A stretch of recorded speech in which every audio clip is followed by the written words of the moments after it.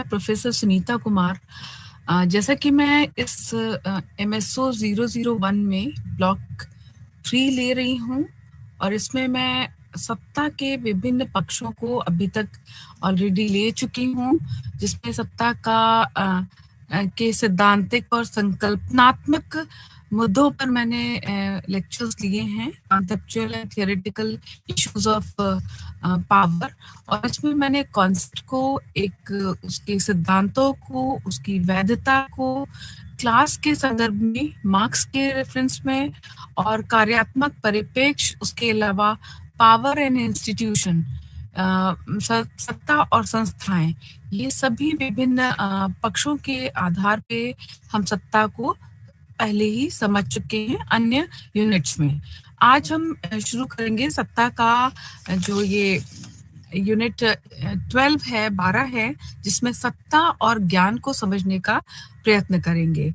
इसमें हम सत्ता की परिभाषा, सत्ता, ज्ञान और वार्ता और संभाषण के संदर्भ में हम समझने का प्रयास करेंगे। इसके अलावा हम इसमें फूको का पुरातात्विक लेखन जो है उसको समझने का प्रयास करेंगे। इसके अलावा उन्होंने जो प्रमुख सिद्धांत जो दिया उसको समझने का प्रयास करेंगे। तो यहाँ पर हम फूको को, मिशेल फूको जो हैं वो एक, जैसा कि हम जानते हैं कि मिशेल फूको जो है एक फ्रेंच फिलोसोफर रहे हैं, जिनका जन्म 1926 में हुआ और उनकी मृत्यु 1984 में हुई थी। ये पोस्ट मॉडर्निस्ट थिंकर रहे हैं, उत्तर आधुनिकवाद के ये संस्थापक रहे हैं, थ्योरिस्ट रहे हैं। इसके अलावा इन्होंने समाज के विभिन्न पक्षों को बहुत ही डीप, बहुत ही ध्यान से और बहुत ही गहराई से समझने का प्रयत्न किया, तो ये एक सोशल थ्योरिस्ट के रूप में स्थापित रहे। ये उस वक्त में जर्मन समाजशास्त्री जो रहे हैं फ्रेडरिक नीत्शे और मार्टिन हेडगियर, उनसे बहुत ही प्रभावित रहे, उनके विचारों से प्रभावित रहे। उन्होंने जो सत्ता के संदर्भ में जो भी बातें कही हैं उससे वे काफ़ी प्रभावित रहे। मिशेल फूको की कुछ किताबें हैं, कुछ वर्क हैं जो कि बहुत बहुत इम्पॉर्टेंट, उनका महत्वपूर्ण योगदान है समाजशास्त्र में, साथ ही साथ सभी विषयों में कहीं ना कहीं वो अपना योगदान देते हैं। तो पहली उनकी किताब का नाम है मैडनेस एंड सिविलाइजेशन। उसके अलावा उन्होंने अपनी एक डिसिप्लिन एंड पनिश नाम की किताब 1975 में दी, जो कि इनका सबसे अच्छा कार्य था। इसके अलावा इन्होंने बर्थ ऑफ अ क्लिनिक्स, ये भी एक किताब दी। साथ ही द हिस्ट्री ऑफ सेक्सुअलिटी, जो कि 1976 में उन्होंने प्रस्तुत की थी ये किताब। तो इस तरीके से उनके बहुत सारे महत्वपूर्ण कार्य हैं जो कि हम समाजशास्त्र और अन्य विषयों में देखते हैं। उन्होंने अपना योगदान जो है समाजशास्त्र में दिया। इसके अलावा बहुत ही महत्वपूर्ण योगदान उन्होंने साइकोलॉजी में, मनोविज्ञान में दिया। साथ ही लिटरेरी क्रिटिसिज्म में उन्होंने बहुत सारा काम किया था। तो इस तरीके से हम उनको एक समाजशास्त्री मानते हैं, हालांकि वो अपने समय में बहुत ही कंट्रोवर्शियल सोशियोलॉजिस्ट माने गए, लेकिन उनके योगदान को आज भी माना जाता है पूरे उसमें। इसके अलावा हम माइकल फूको की जब हम बात करते हैं तो फूको जो है वो एक संरचनात्मक सोशियोलॉजिस्ट रहे, पोस्ट स्ट्रक्चरलिस्ट रहे, और उन्होंने जितनी भी जो एक जो नोशंस थे, जो चल रहे थे, जो फिक्स्ड आइडियाज थे, उनको कहीं ना कहीं हर समाज के जितने भी नोशंस, जितने भी आइडियाज, जितने भी फिक्स्ड आइडियाज थे, उनको कहीं ना कहीं उन्होंने चैलेंज किया और उसी चैलेंज को ही उन्होंने क्रांतिकारी रूप से प्रस्तुत किया। तो इसमें उन्होंने जो ट्रेडिशनल नोशन दिए उनकी आलोचना की और उनको चैलेंज किया, या कि हम कह सकते हैं कि जो कन्वेंशनल थियोरीज थी उस समय जो चल रही थी, चाहे वो सत्ता के संदर्भ में या अन्य विषयों के संदर्भ में, उनको उन्होंने क्रिटिसाइज किया, उन्होंने उनकी आलोचना की थी। इसी संदर्भ में हम यहाँ पे बात करेंगे कि उन्होंने हॉब्स के जो विचार थे पावर के संदर्भ में, या मार्क्स के जो विचार थे पावर के संदर्भ में, उन सभी की आलोचना की थी, उन सभी को चैलेंज किया था। क्योंकि मार्क्स ने इकोनॉमी को सबसे महत्वपूर्ण माना था, आर्थिक पक्ष को सबसे महत्वपूर्ण माना था पावर के लिए, सत्ता के लिए। यहाँ पे हम सत्ता की जब बात करते हैं तो सत्ता को जब मार्क्स के संदर्भ में बात करते हैं तो मार्क्स सत्ता को इकोनॉमी के रेफरेंस में बात करते हैं, और वो कहते हैं कि ये एक मटेरियल एंटिटी है, ये एक मटेरियल है, वस्तु है। और क्योंकि ये जो है समाज में लोगों को विभाजित करती है, उन लोगों में जिन जो हैव्स हैं और जो हैव नॉट हैं, यानी जिनके पास पूंजी है और जिनके पास पूंजी नहीं है, या जो पूंजी के मालिक हैं यानी जो बुर्जुएजी हैं, जिनके पास उत्पादन के साधन है, जो पूंजीपति क्लास है। तो इसकी बात वो करते हैं मार्क्स, और वो कहते हैं कि इन्हीं के पास वो पावर या सत्ता होती है, और ये सत्ता का उपयोग अपना उनके ऊपर करते हैं जिन जो हैव नॉट्स हैं, यानी जिनके पास पूंजी नहीं है। तो इस तरीके से यहाँ पे मार्क्स बात करते हैं। तो उसको फूको उसको एक रिप्रेसिव मानते हैं कि ये एक दमनकारी सत्ता है, और ये जो है इससे हमें इमेंसिपेशन चाहिए, इससे हमें मुक्ति चाहिए, और इसके लिए ही मार्क्स ने जो क्रांति का रास्ता था वो बताया था। और इसको उन्होंने मार्क्स ने भी इसको एक रिप्रेसिव माना था कि ये पावर जो ये सत्ता है वो दमनकारी है, ये एक्सप्लॉइट करती है हैव नॉट्स को, और इससे एक मुक्ति चाहिए और उसके लिए क्रांति की जरूरत है। तो यहाँ पर नित्स जो है जो माइकल फूको हैं वो इसको नहीं मानते, और वो कहते हैं कि सत्ता के लिए ज्ञान महत्वपूर्ण है, नॉलेज महत्वपूर्ण है, और सत्ता और ज्ञान के बीच के संबंधों का उन्होंने गहनता से विश्लेषण किया। माइकल फूको जो है वो कहते हैं कि जिसके पास जितना अधिक ज्ञान होगा वो उतना ही पावरफुल होगा, वो उतना ही शक्तिशाली होगा। तो यहाँ पर माइकल फूको जो है सत्ता को ज्ञान के संदर्भ में बात करते हैं। उनका कहना था कि जो पावर है, जो नॉलेज से आ रही है पावर, वो रिप्रेसिव नहीं है, जैसे कि मार्क्स ने और लोगों ने कहा कि वो दमनकारी है। वहीं पर यहाँ पे फूको कहते हैं कि जो पावर है वो कंस्ट्रक्टिव है, वो उत्पादन करने वाली है, प्रोडक्टिव है, संरचनात्मक है और पॉजिटिव है। तो यहाँ पर ये बिल्कुल एक नया ही नोशन देते हैं जो कि बिल्कुल विपरीत है जो पहले के जो ट्रेडिशनल नोशंस थे उसके, और एक ये नई क्रांतिकारी विचार को प्रस्तुत किया उन्होंने सत्ता को जो है एक यहाँ पे उन्होंने एक प्रकार की सत्ता की बात की है, अनुशासनात्मक सत्ता की, डिसिप्लिनरी पावर की बात की है।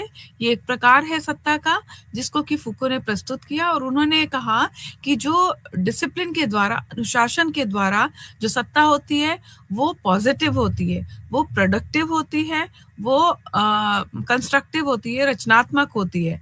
और जब व्यक्ति उस अनुशासन में कार्य करता है तो वो कार्य जो होते हैं वो पॉजिटिव होते हैं या प्रोडक्टिव होते हैं। तो इस तरीके से उन्होंने जो सत्ता है उसके एक अन्य पक्ष को बताया जो कि कहीं ना कहीं उत्पादनशील है, वो कंस्ट्रक्टिव है, संरचनात्मक है, और साथ ही साथ पॉजिटिव है। तो इस तरीके से यहाँ पे फूको उसके पॉजिटिव एस्पेक्ट की बात करते हैं। फूको जो है वो पावर को मटेरियल नहीं मानते, जिस तरीके से मार्क्स उसको मटेरियल मानते हैं कि इकोनॉमी मटेरियल है, उस तरीके से यहाँ पे पावर को मिशेल फूको मटेरियल बिल्कुल नहीं मानते, वो इसे एक डिस्कोर्स मानते हैं, डिस्कोर्स या संवाद या एक संभाषण मानते हैं। यानी कि वो इसको इस तरीके से हम समझ सकते हैं कि पावर जो है वो एक इस तरीके नॉलेज है, और जिसको कि समझने की आवश्यकता है या जिसको कि समझा जा रहा है उसको उसी रूप में।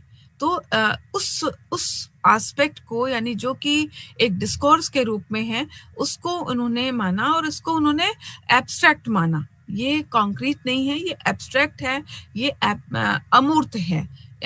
ये माइकल फुको ने माना। और यहाँ पर उन्होंने जो इमांसिपेशन की बात की है, वो उन्होंने कहा है कि यहाँ पे जो डोमिनेंट तरीका है, उसको जब हम समझेंगे और जानेंगे, वही इमांसिपेशन है। हमको उस चीज को जब समझेंगे, तभी हम इमांसिपेशन की या मुक्ति की हम बात करेंगे। और इसको उन्होंने इस आधार पर उदाहरण देकर बताया कि जैसे राजा की जो मोनोपोली होती है, सभी उसको मानते हैं, राजा के शासन को मानते हैं, कौन राज काम करेगा, क्या काम करेगा, किसके पास क्या चीज होगी, क्या नहीं होगी, ये सब राजा डिसाइड करता है। तो ये एक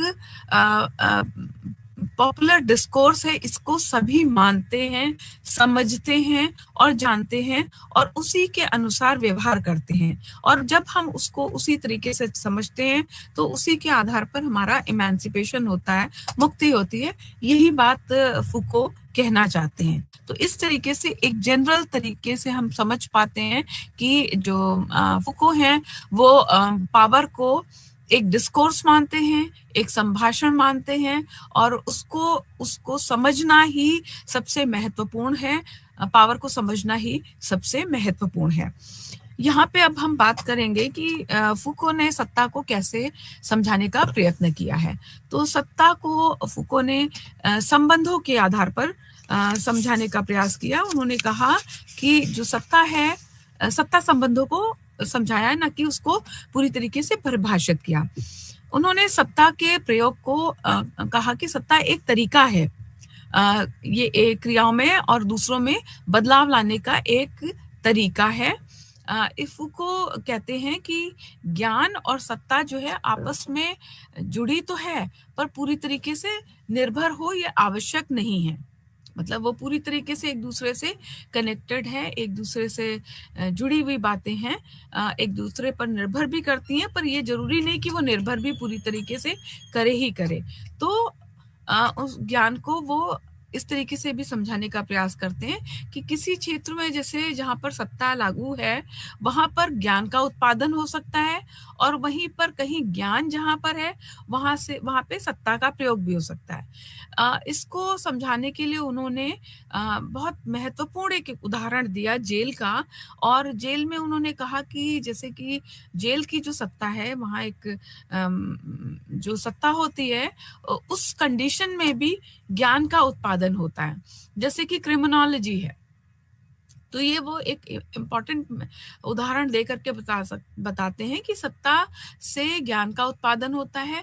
और वही स्कूल्स हैं, कॉलेजेस हैं, जहाँ पर की हॉस्पिटल्स हैं या गवर्नमेंट है, जहाँ पर की सत्ता है, वहां पर से ज्ञान का भी उत्पादन हो सकता है। तो इस तरीके से कभी ये एक दूसरे पर निर्भर भी है और कहीं पर ये एक दूसरे के निर्भर नहीं है। तो ये भी बताने का प्रयास फुको करते हैं। और यहाँ पर ये एक चीज और कहते हैं कि अनुशासित करो और दंड दो। तो अनुशासित करके भी समाज को हम बहुत अच्छा चला सकते हैं, और दंड को देकर भी, रिप्रेसिव तरीके से भी हम, दमनकारी तरीके से भी हम समाज को चला सकते हैं। इसकी बात फुको करते हैं। तो यहाँ पर हम देखते हैं कि वो एक बात और कर रहे हैं। वो कहते हैं कि जो आधुनिक मानववाद है, वो ज्ञान और सत्ता के बीच में एक महीन रेखा खींचने का प्रयास करता है, जो आधुनिक मानववाद है। तो वो वहीं पर वो एक और बात करते हैं कि सत्ता को बिना ज्ञान के प्रयोग करना बिल्कुल संभव ही नहीं है, ये असंभव है। यानी कि जब हम सत्ता की बात करते हैं, तो वहां ज्ञान होगा ही होगा, और जहां ज्ञान है, वहां कहीं ना कहीं सत्ता की बात आएगी। तो हमें सत्ता को जब समझना है, तो यहाँ पर ये एक और भी बात करते हैं, क्योंकि हर चीज का एक आलोचना करते हैं, क्रिटिसिज्म करते हैं। तो यहाँ पर ये और एक बात करते हैं और कहते हैं कि ज्ञान का सत्ता के लिए एक खतरा भी होता है कभी कभी। तो ये एक और पक्ष की भी बात कर रहे हैं यहाँ पे। तो अब हम बात करते हैं इन्होंने जो फूको हैं उन्होंने कहा है कि जो सत्ता है या ज्ञान है उसको हम दोनों को जोड़ करके हमें समझने की आवश्यकता है। तो सत्ता जो है या अ, उसको हम यहाँ पर एक डिस्कोर्स, एक नॉलेज के संदर्भ में, उसके रिलेशनशिप के संदर्भ में हम समझने का प्रयास करेंगे, क्योंकि फूको जो हैं भाषण को या डिस्कोर्स को अपने सभी विचारों का केंद्र मानते हैं। वो कहते हैं जब डिस्कोर्स होगा, जब संभाषण होगा, कहीं जब संवाद होगा, जब कहीं डिस्कशंस होंगे, तभी कुछ नई चीज़ें निकल कर के समाज और समाज के लिए आएँगी। तो इसको वो एक बहुत ही महत्वपूर्ण मानते हैं और डिस्कोर्स और ज्ञान के का जो समाज पर लागू होता है, वो किसी भाषण के द्वारा होगा और भाषण जो है वो सच को स्थापित करता है। भाषण जो है भाषा के द्वारा स्थापित होती है, ज्ञान के द्वारा स्थापित होती है। तो इसको ये पूरा जोड़ करके बात करते हैं कि जो पावर है वो एक जो डिस्कोर्स है वो एक तरीका है कि कैसे पावर काम करती है। ये एक तरीका है कि पावर कैसे काम करती है और इसको हम भाषणों के द्वारा जान समझ सकते हैं। तो ये एक बिल्कुल ही नया एस्पेक्ट इन्होंने बताने का प्रयास किया, जिसमें उन्होंने कहा कि डिस्कोर्स या जो भाषण है वो एक तरीका है जो पावर कैसे ऑपरेट करती है उसको समझने और जानने का। और जब हम पावर को समझ लेते हैं, जान लेते हैं, तभी हम सत्ता को मानते हैं और जानते हैं। तो ये एक बिल्कुल ही अलग तरीके की बात यहाँ पे बताना चाह रहे हैं। फूको अ, कहते हैं कि जो वैज्ञानिक वार्ताएँ हैं, जो साइंटिफिक डिस्कोर्सेस हैं, साइंटिफिक डिस्कशंस हैं, वो तार्किक प्रतिमानों पर आधारित होती हैं और उसी के द्वारा उनको वैधता या लेजिटिमेसी मिलती है। तो इस तरीके से वो भाषणों को एक रैशनल या तार्किक प्रतिमानों के पर आधारित मानते हैं। उनमें वैधता होती है, इसको भी व महत्वपूर्ण मानते हैं। उनका मानना है कि भाषण और संवाद दोनों ही के कारण सत्ता स्थापित होती है। क्योंकि सत्य और ज्ञान जो है भाषणों के द्वारा स्थापित होता है, ये फूको का मानना था, तो इसीलिए उसी से ही सत्ता स्थापित होती है। हम भी देखते हैं आज के समय में या कभी भी कि हम किसी की बात तभी मानते हैं जब हमें उसकी पूरी बात समझ में आती है। उसके भाषणों के द्वारा या उसके विचारों के द्वारा या उसके डिस्कोर्सेस के द्वारा या उसके डिस्कशंस के द्वारा हम किसी भी व्यक्ति को, किसी भी संस्था को, किसी भी विचार को हम जानते हैं, समझते हैं और जब हम उन विचारों को समझते हैं, तो उसकी सत्ता को हम मानने की कोशिश करते हैं। तो इस तरीके से फूको कहते हैं कि जो सामाजिक नियमों का निर्माण है, व्यवहारों और परंपराओं का के द्वारा प्रयोग जो भी होता है, ये सब भाषणों और डिस्कोर्सेस के द्वारा ही होता है। तो यहाँ पे फूको कहते हैं कि वार्ताओं को वो मुद्दा नहीं मानते। कोई भी डिस्कशन को वो एक मुद्दा नहीं मानते।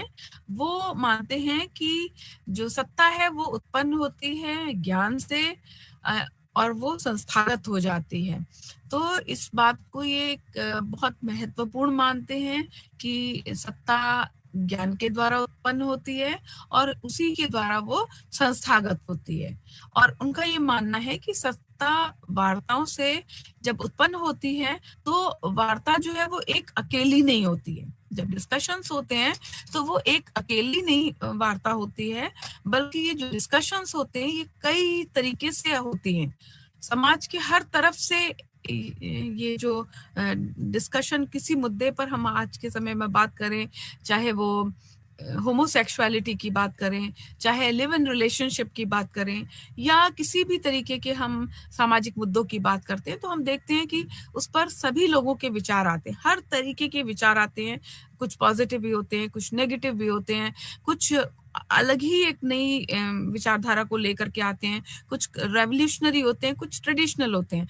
तो यहाँ पर फूको कहते हैं कि वार्ता का कोई एक अकेला स्रोत नहीं होता, बल्कि वार्ता जो है वो एक बहु विषमांगी होती है और बहुलवादी होती है। यानी हर तरफ से उसमें बहुत लोग उसमें पार्टिसिपेट करते हैं और जब इस तरीके से भाषा या भाषण जब एक रैशनल हो जाता है, तो उसमें वैधता आ जाती है और वो एक सत्ता की तरह काम करती है। ये बात फूको ने कही और बिल्कुल एक नए तरीके से सत्ता को समझाने का प्रयास किया।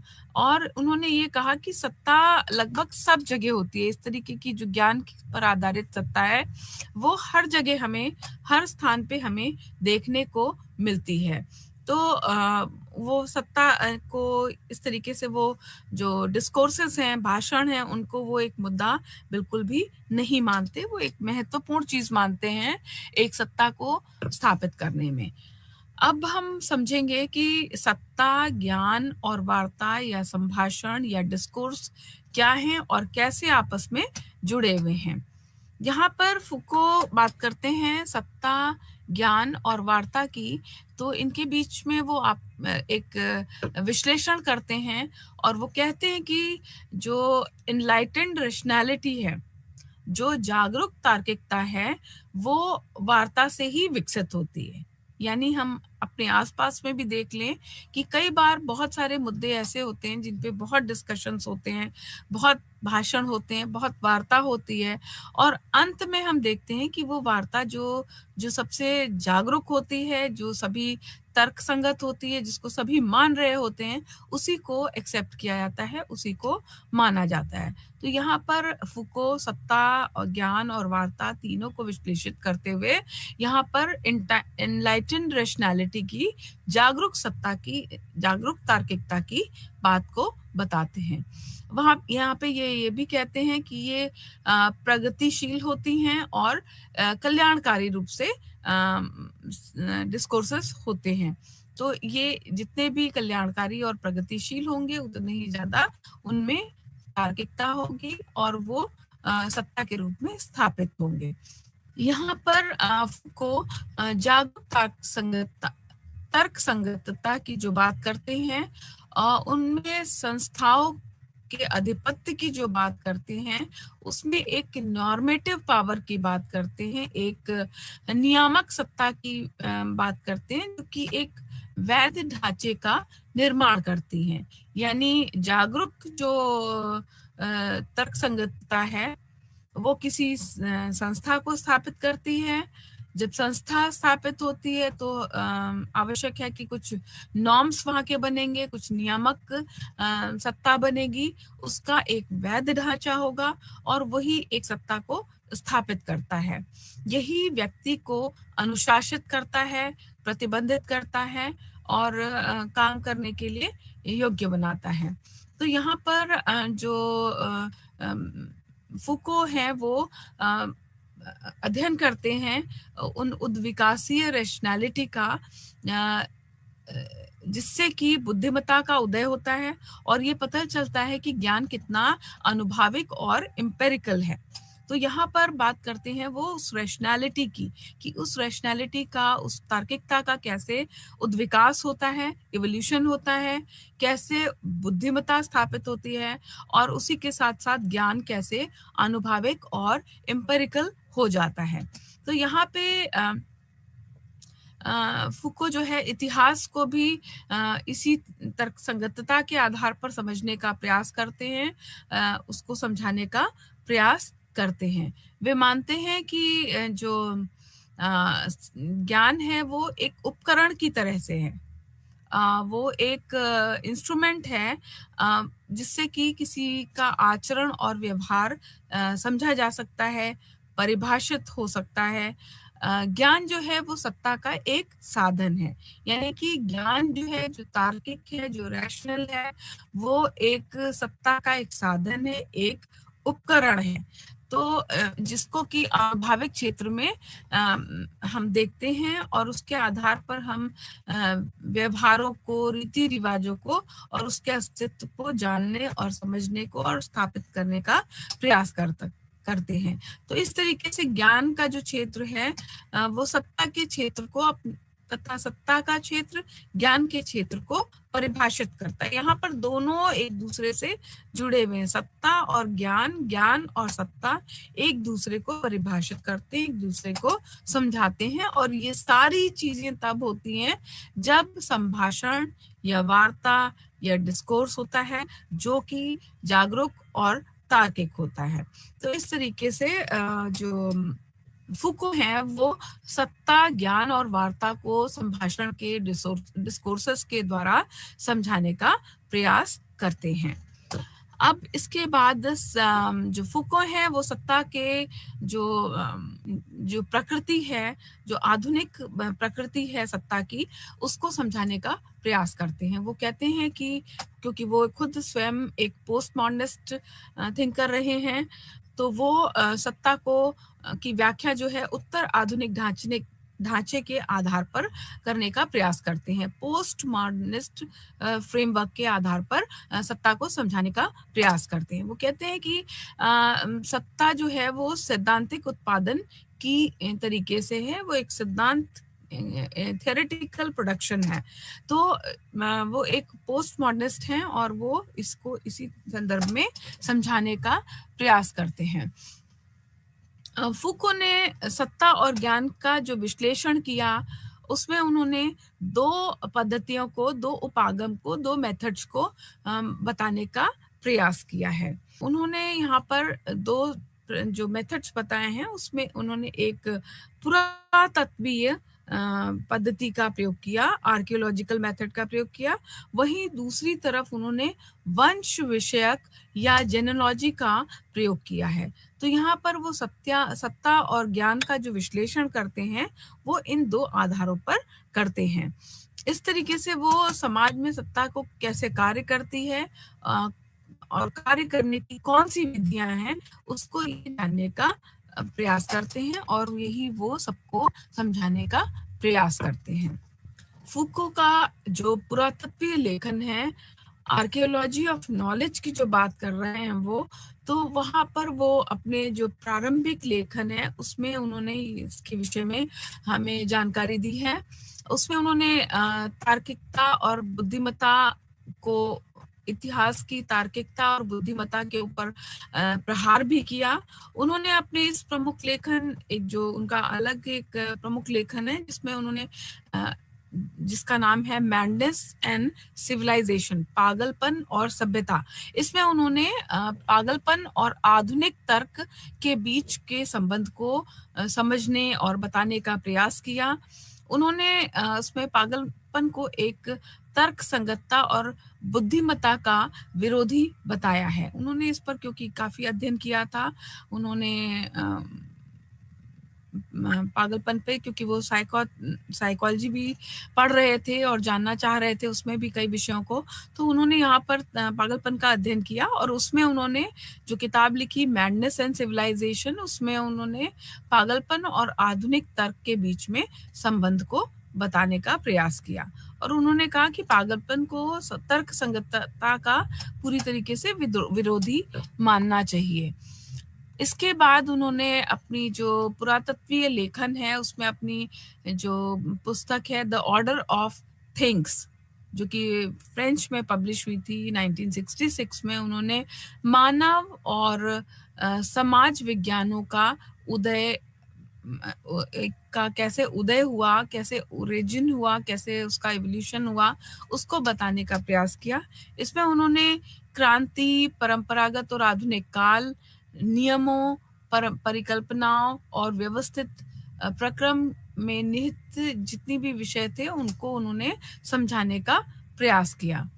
उन्होंने उनका जो अंतिम लेखन था, पुरातत्वीय लेखन जो अंतिम लेखन था, वो उसमें उन्होंने, जिसका नाम था द आर्कियोलॉजी ऑफ नॉलेज, जो कि फ्रेंच में 1971 में प्रकाशित हुई, में फुको ने अपनी बौद्धिक योजनाओं का आलोचनात्मक स्पष्टीकरण किया था।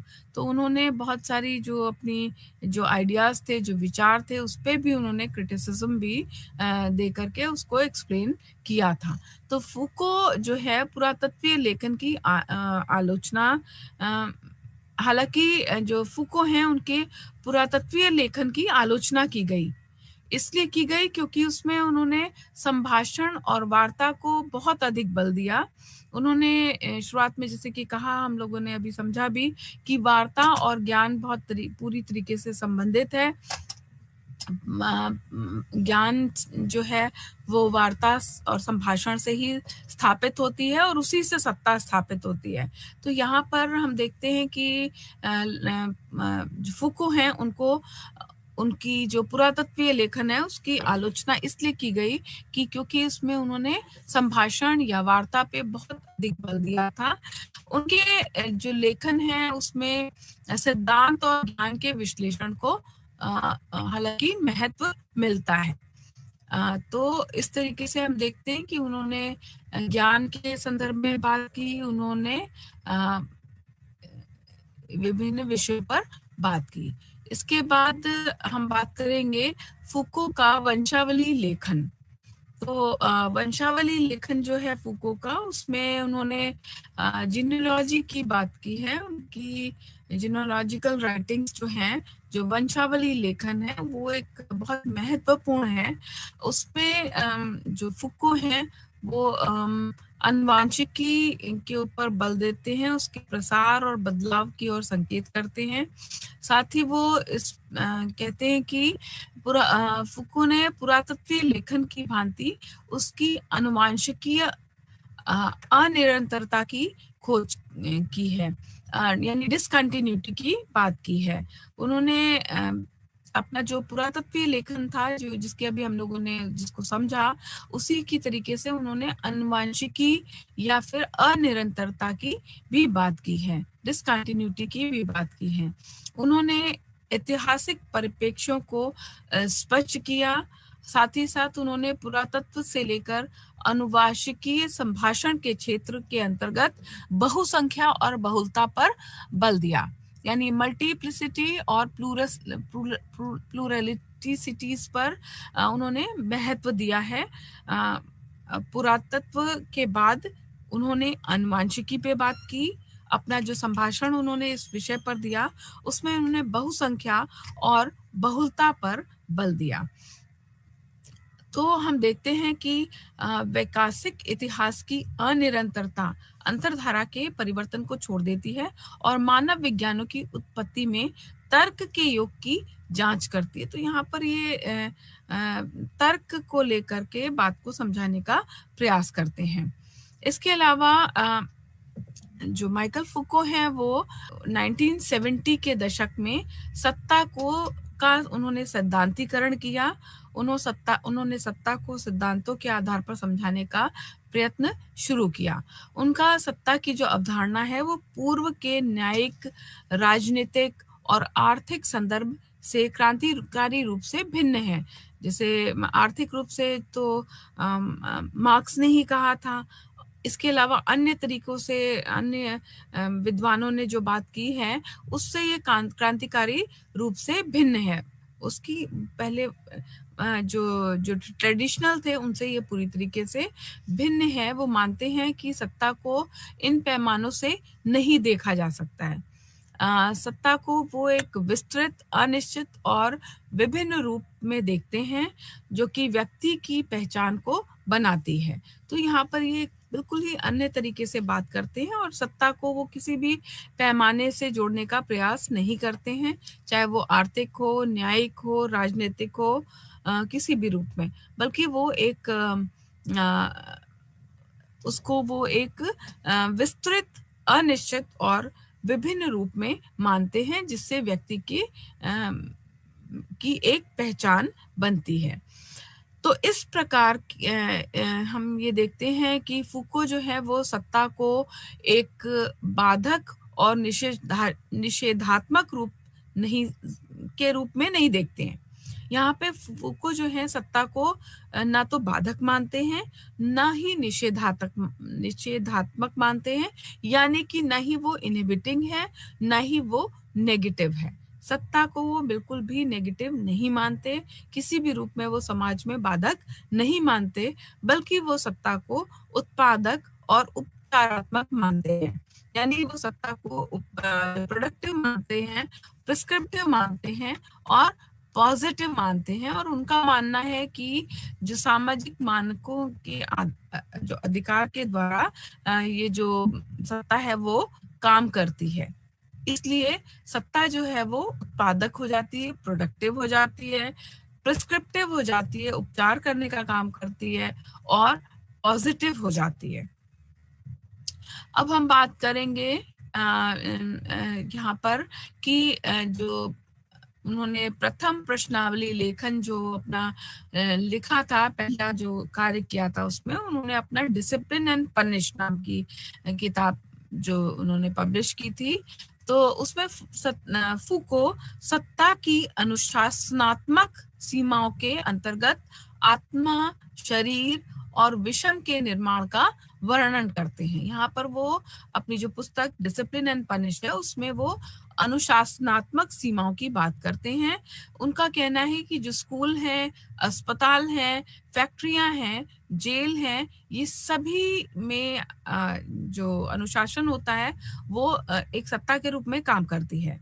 और यहाँ पर लेकिन उसका जो परिणाम होता है वो हमेशा उत्पादक होता है, प्रोडक्टिव होता है, प्रिस्क्रिप्टिव होता है और साथ ही साथ पॉजिटिव होता है। ये एक उत्पादक इसलिए होता है कि जैसे हम स्कूलों का उदाहरण से हम समझ सकते हैं कि स्कूलों में डिसिप्लिन होता है। स्कूलों में एक सत्ता के रूप में, एक पावर के रूप में डिसिप्लिन काम करता है, लेकिन वही जो सत्ता है वो बच्चों को, उनके व्यवहार को अच्छा बनाने में, योग्य बनाने में वही महत्वपूर्ण हो जाती है। यही चीज हम देखते हैं फैक्ट्रियों, अस्पतालों और अन्य जेलों में भी हम इसको इसी रूप में देखते हैं। यहाँ पर हम ये भी देखते हैं कि कैसे ये जो जगह हैं यहाँ पर कि ज्ञान होता है, वहां पर सत्ता एक महत्वपूर्ण रोल प्ले करती है और यहाँ पर सत्ता है तो इसी से ज्ञान भी प्रोड्यूस होता है।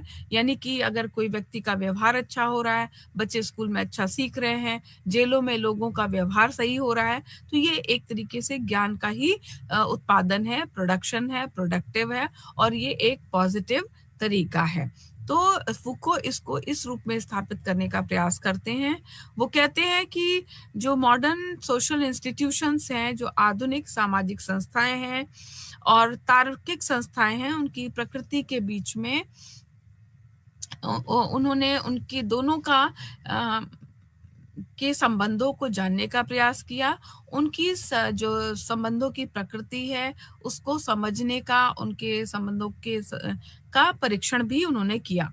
यानी जो आधुनिक सामाजिक संस्थाएं हैं वो एक तार्किक संस्था के रूप में कैसे काम करती हैं, उनके बीच में आपस में क्या संबंध है, इसको उन्होंने समझने का प्रयास किया। तो यहाँ पर फूको जो है तार्किक सत्ता की प्रकृति को विस्तृत रूप से वर्णन करने का प्रयास करते हैं, समझाने का प्रयास करते हैं। यहाँ पर हम देखते हैं कि सत्ता जो है वो एक दमनकारी नहीं होती है, फूको के अनुसार रिप्रेसिव नहीं है, एक दमनकारी परिकल्पना की वो आलोचना करते हैं, वो उसको नहीं मानते हैं। जो कि हमारे जो पहले के ट्रेडिशनल तरीके थे उसमें उनको दमनकारी माना गया सत्ता को।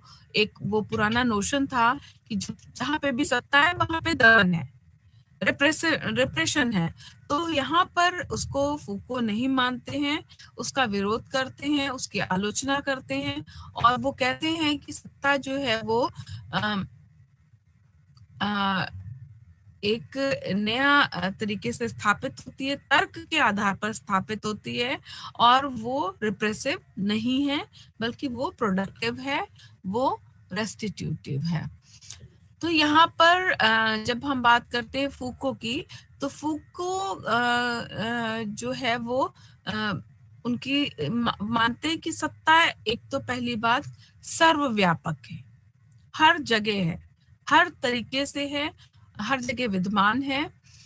सत्ता की में कुछ कपटपूर्ण गतिविधियां होती हैं, कुछ ऐसी गतिविधियां होती हैं जो कि परिवर्तन भी करती हैं और कुछ उसमें कपट के भी भावनाएं होती हैं या ऐसी कुछ गतिविधियां होती हैं जिसको कि फूको उजागर करते हैं, बताने का प्रयास करते हैं। वो तार्किकता, व्यक्तिकता और ज्ञान को एक क्योंकि ये सारी चीज़ें जो हैं, जो कपट की बात है, जो रुकावट या बाधा का काम करती हैं, ये तार्किकता को रोकती हैं, व्यक्तिकता को रोकती हैं, ऑब्जेक्टिविटी को रोकती हैं और ज्ञान को एक समस्या का रूप देने लगती हैं। तो इन सब चीज़ों को फूको जो है वो अम, उजागर करने का प्रयास करते हैं। साथ ही सत्ता और ज्ञान के बीच में उन्होंने संबंधों को खोजने का जो प्रयास किया, वो बहुत-बहुत महत्वपूर्ण है।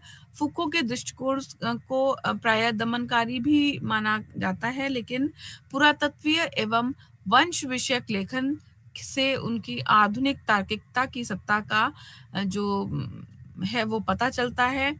उन्होंने बताया कि कैसे जो पुरातात्विक लेखन है और वंश वंश विषयक लेखन है वो बहुत महत्वपूर्ण है।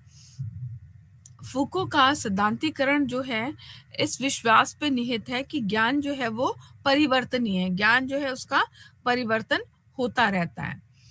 ये उसी तरीके से बात करते हैं कि जैसे जो वार्ताएँ हैं या चर्चाएँ हैं, वो सत्ता को बलवती बनाती हैं। ये हमने शुरू में भी समझा, इसको हम दोबारा समझने का प्रयास करेंगे कि कैसे वार्ताएँ या संभाषण जो हैं, जो कि रैशनैलिटी के आधार पे हैं, जो तार्किकता के आधार पे हैं, वो सत्ता को मजबूत करते हैं, बलवती बनाते हैं। ये प्रतिरोध के लिए सक्रियता प्रदान करती है, यानी जो इसका प्रतिरोध करते हैं, उसके लिए ये सक्रियता का कार्य करती हैं और जो कि लोग अधिकारों से वंचित हैं, जो विरोध करना चाहते हैं किसी भी सत्ता का, उसको उसमें भी ये वार्ता के द्वारा अपनी बात को रखने का प्रयास कराता है। साथ ही साथ ये जो सांस्थानिक श्रेणियाँ हैं, उसमें भी वैधता की बात करती हैं। तो फूको जो है वो सिद्धांतीकरण का एक पर विश्वास करते हैं, ज्ञान को वो परिवर्तनीय मानते हैं और उस ज्ञान के लिए वो चर्चा या डिस्कोर्सेस को या वार्ता को बहुत महत्वपूर्ण मानते हैं, क्योंकि इसी के आधार पर कोई सत्ता जो है वो बलवती हो जाती है। तो इस तरीके से हम देखते हैं कि सत्ता फूको ने समझाने का प्रयास किया। फूको ने सत्ता और ज्ञान के अध्ययन में समझ और व्याख्या के नए क्षेत्रों को खोलकर अपना अमूल्य अमूल्य योगदान दिया है। तो इस तरीके से हम देखते हैं कि फूको जो है वो सत्ता को समझाने का प्रयास करते हैं एक नए परिप्रेक्ष्य में, नए तरीके से, जिसमें वो ज्ञान को बहुत महत्वपूर्ण मानते हैं और ज्ञान व्याख्या और समझ के द्वारा स्थापित होती है और ये उनका एक बहुत ही महत्वपूर्ण योगदान है। अब हम बात यहाँ पर बहुत पॉइंट्स में ये बात करते हैं कि जो फूको हैं वो पावर को एक प्रोडक्टिव नोशन मानते हैं। वो पावर को खाली एक नेगेटिव, कोर्सिव या रिप्रेसिव नहीं मानते, दमनकारी नहीं मानते हैं, बल्कि एक पॉजिटिव फोर्स मानते हैं। जैसा कि उन्होंने उदाहरण दिया था प्रिजन का, जेल का, उन्होंने स्कूल का उदाहरण दिया, उन्होंने जो प्रमोशन के नॉर्म्स हैं उनको देकर कहा कि क्योंकि जब ये सब चीज़ें होती हैं तो ये दमन नहीं करती हैं, बल्कि ये एक अनुशासन लाती हैं, एक हार्मनी लाती हैं, एक सभी लोग मिलजुल के कार्य करते हैं, एक स्टेबिलिटी लाती हैं, यानी कि एक स्थापत्य की स्थिति लाती हैं और जिससे कि कहीं न कहीं पावर जो है वो एक पॉजिटिव नोशन पे काम करती है, वो दमनकारी नहीं होती। इस बात को ये फूको बताना चाहते थे। इसके अलावा फूको ने जो डिस्कोर्स और नॉलेज की बात की है, उनके आपस के संबंध की बात की है, संभाषण और भाषण और ज्ञान की बात की है, तो उन्होंने कहा दोनों कहीं न कहीं एक दूसरे पर निर्भर भी हैं और दूसरे पर पूरी तरीके से निर्भर नहीं भी हैं। वो हमेशा हर विषय के दोनों पक्षों की बात करते हैं। तो उन्होंने डिस्कोर्स को ये एक समझ का, अंडरस्टैंडिंग का एक तरीका बताया था कि कैसे जो पावर है वो काम करती है, ऑपरेट करती है, भाषा और ज्ञान के द्वारा। भाषा और ज्ञान को उन्होंने एक बहुत महत्वपूर्ण पक्ष माना। इसके अलावा पावर को उन्होंने एक रैशनल थिंग माना है। रिलेशनल थिंग माना है, संबंधों के बीच में हमें पावर या सत्ता देखने को मिलती है। तो ये कुछ बिंदु उन्होंने इस तरीके से भी समझाने का प्रयास किया। क्योंकि अभी टाइम है, हम इसको थोड़ा-सा दोबारा से समझने और इसको डिस्कस करने का प्रयास करते हैं, एक बारी रिकैप की तरीके से। तो जैसा कि हमने समझा कि मिशेल फूको जो है, जो कि एक फ्रेंच फिलॉसफर थे, वो एक पोस्ट मॉडर्निस्ट थे। उन्होंने जो उत्तर संरचनावाद का जो अध्ययन था उसको किया, और उसमें उन्होंने उन्होंने लगभग सभी समाज के सभी पक्षों का उन्होंने एक तरीके से आलोचना की, क्रिटिसिज्म किया, उसको आलोचना के द्वारा समझाने का प्रयास किया, और वो इस मामले में एक क्रांतिकारी विचारक रहे।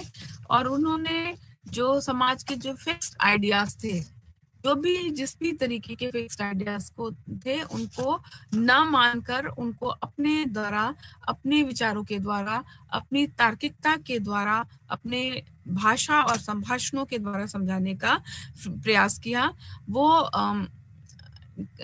इसीलिए उन्होंने यहाँ पर जो अपनी किताबें थी, चाहे उनकी जो किताबें थी डिसिप्लिन एंड पनिश, या हिस्ट्री ऑफ सेक्सुअलिटी, या उनकी जो बर्थ ऑफ अ क्लिनिक थी, या मैडनेस एंड सिविलाइजेशन की बात थी, इन सभी किताबों में उन्होंने अपनी इन बातों को रखा, और पोस्ट स्ट्रक्चरलिस्ट की तरीके से उन्होंने समाज को समझने का प्रयास किया। उन्होंने जितने भी परंपरागत नोशंस थे, एस्टैब्लिश्ड जो सिद्धांत थे, उनको चैलेंज किया, उनको क्रिटिसाइज किया, और उन्होंने अपनी बात को रखने का प्रयास किया। उन्होंने सत्ता और ज्ञान के बीच संबंधों का पुरजोर विश्लेषण किया। माइकल फूको जो है वो जैसा कि हमने अभी पहले भी समझा कि वो ज्ञान को, जितना अधिक ज्ञान होगा उतनी अधिक पावर होगी, सत्ता होगी, इस बात को उन्होंने समझाने का प्रयास किया। पावर या सत्ता जो है वो एक उत्पादक होती है, एक कंस्ट्रक्टिव होती है, रचनात्मक होती है, पॉजिटिव होती है।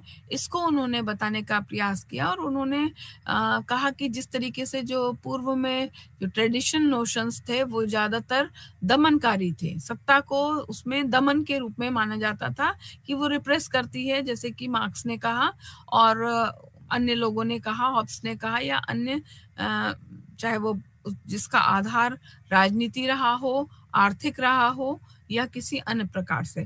तो इस तरीके से फूको ने इन चीज़ों को समझाने का प्रयास किया था। उन्होंने कहा कि जो सत्ता है वो किसी भी तरीके से रिप्रेसिव नहीं है, दमनकारी नहीं है, वो कंस्ट्रक्टिव है, और एक बहुत ही महत्वपूर्ण बात है जो बिल्कुल विपरीत होती है पुराने नोशंस से। तो यहाँ पे उसी संदर्भ में उन्होंने कहा कि क्योंकि डिसिप्लिन में भी एक सत्ता होती है, एक अनुशासनात्मक सत्ता होती है, तो ये डिसिप्लिन हम देखते हैं एक प्रकार का सत्ता है, और ये जो है ये भी लोगों के व्यवहार को नियंत्रित करती है, लेकिन एक पॉजिटिव तरीके से, एक अच्छे तरीके से, एक समाज में व्यवस्था को लाने का काम करती है, समझाने व्यवस्था स्थापित करने का काम करती है, लोगों के व्यवहारों को सुधारने का कार्य करती है, जैसे कि जेल में या स्कूल्स में बच्चों को पढ़ाने का कार्य करती है डिसिप्लिन। तो ये एक प्रकार की पॉजिटिव सत्ता है जो समाज में हमें देखने को मिलती है, और माइकल फूको इसको समझाने का प्रयास करते हैं। माइकल फूको को मैं दोबारा से एक बार समझाने का इस तरीके से प्रयास करती हूँ कि वो सत्ता को मटेरियल नहीं मानते, जैसे कि मार्क्स मानते रहे। तो वो इसको सत्ता को मटेरियल बिल्कुल नहीं मानते हैं, वो इसको एक डिस्कोर्स मानते हैं। यहाँ डिस्कोर्स को मैं दोबारा समझाना चाहूंगी। डिस्कोर्स यानी संभाषण या भाषण, जिसके लिए भाषा महत्वपूर्ण है, और ये संभाषण के द्वारा हम ये समझने का प्रयास करते हैं कि कोई सत्ता या कोई भी विषय जो है वो कैसे है, उसका क्या महत्व है, किस लिए इम्पोर्टेंट है, यानी उसमें हम तर्क को भी लगा करके देखने का प्रयास करते हैं। तो इस तरीके से जब वो ज्ञान या नॉलेज जो है वो एक पावर की तरीके से काम करने लगती है, और उसको हम समझ लेते हैं, जान लेते हैं और उसको एक सत्ता की तरह हम स्थापित मान भी लेते हैं। तो यहाँ पर सत्ता जो है वो एक एब्स्ट्रैक्ट है, एक कॉन्क्रीट नहीं है बल्कि एब्स्ट्रैक्ट है, अमूर्त है। उसको हम महसूस कर सकते हैं, समझ सकते हैं, देख सकते हैं और समझ सकते हैं खाली। तो ये एक मुक्ति का कारण भी मानते हैं इसको फूको, और कहते हैं कि जो इमेंसिपेशन है लोगों का वो डोमिनेंट तरीके से नहीं होता, बल्कि जब हम पावर को हम समझ लेंगे, पावर को या सत्ता को हम समझ लेंगे, उसकी तार्किकता को, रैशनैलिटी को समझ लेंगे, और तार्किकता से ही वो क्योंकि वैध हो जाती है उसको समझ लेंगे, उसी से हम संस्थाओं को समझ लेंगे। तो जब हम इन सभी को समझेंगे तो हम सत्ता को समझने और जानने लगेंगे, और तभी हमें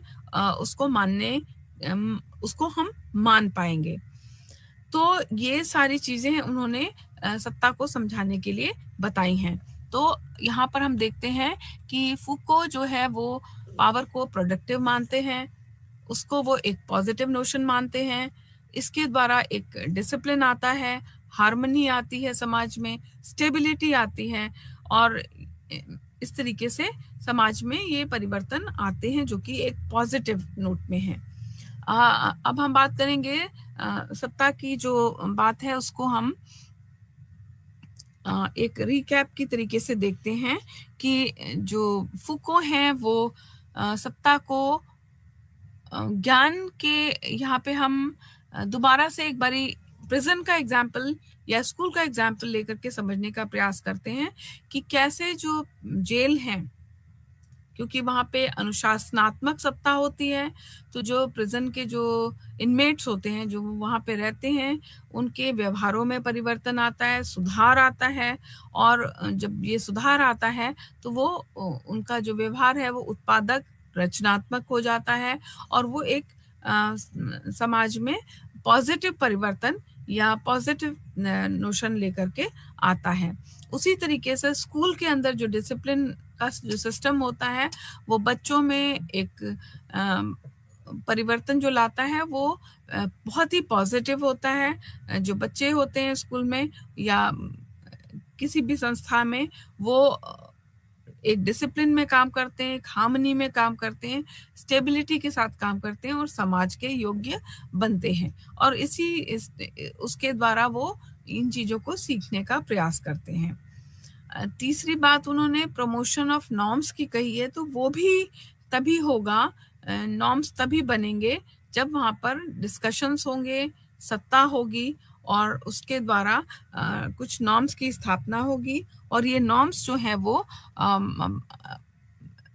समाज में हमें देखने को मिलते हैं। क्योंकि अभी कुछ मिनटों का समय है तो हम इसको एक बारी इस तरीके से भी, इसके अलावा उन्होंने 2 कॉन्सेप्ट्स और दिए थे जो कि बहुत महत्वपूर्ण थे। एक तो बायो पावर की बात की थी, जिसमें उन्होंने कहा था, उन्होंने ये एक अलग ही तरीके की बात उन्होंने की थी बायो पावर में, और जिसमें उन्होंने कहा कि जो समाज में व्यक्ति है जो कार्य करता है वो एक तरीके से उसको कोई हर वक्त उसको मॉनिटर नहीं कर रहा होता है, लेकिन फिर भी वो कहीं ना कहीं किसी डर से काम कर रहा होता कि कोई मुझे देख रहा है, और वो जो जो उसका जो ये डर होता है उसी को उन्होंने बायो पावर कहा, और इस बायो पावर के अनुसार वो कार्य करता है। मतलब यानी जो जो व्यक्ति है वो अगर कोई गलत कार्य करने चलता है तो उसको एक एक वो ये रहता है कि मुझे कोई ना कोई समाज का व्यक्ति या कहीं ना कहीं कोई देख रहा है, तो इस तरीके से वो समाज के अनुरूप कार्य करता रहता है और चलता रहता है। तो इस तरीके से वो एक सर्वेलेंस की भी बात करते हैं कि जैसे जेल है उसमें एक कैमरा लगा होता है, और जेल में जितने भी अपराधी या जो भी उसके इनमेट्स होते हैं वो ये सोचते हैं कि वो कैमरा मुझे ही देख रहा है, और वो उस तरीके का व्यवहार नहीं करते जो कि उसको वहाँ पे नहीं करना होता। जबकि कैमरा सिर्फ़ एक ही लगा होता है और वो भी सब पर नज़र रख रहा होता है, किसी एक व्यक्ति पर नहीं।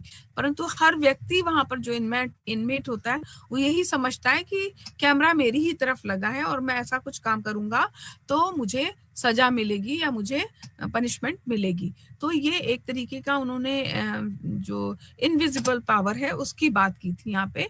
तो इनविजिबल पावर में उन्होंने बायो पावर की बात की। उसी के ये जो इनविजिबल पावर है, ये सेल्फ रेगुलेटेड होती है, स्वयं अपने आप कार्य करती है।